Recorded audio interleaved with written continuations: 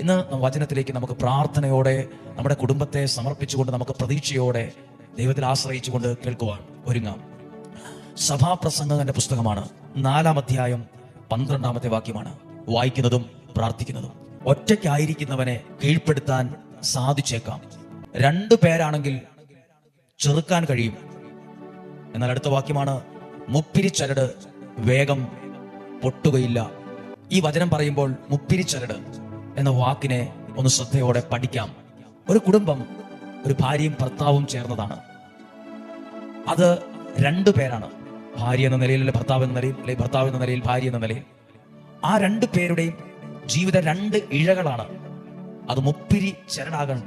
ദൈവത്തെ കൂടി ആ ബന്ധത്തിൽ ഇഴ ചേർത്ത് പിന്നുമ്പോഴാണ് ആ കുടുംബത്തിനൊരു കെട്ടുറപ്പുണ്ടാകുന്നത്, ആ കുടുംബത്തിനൊരു ബലം ഉണ്ടാകുന്നത്, ആ കുടുംബത്തിൽ സമാധാനം ഉണ്ടാകുന്നത്. നിങ്ങൾ ഈ വചനം കേൾക്കുകയാണ്.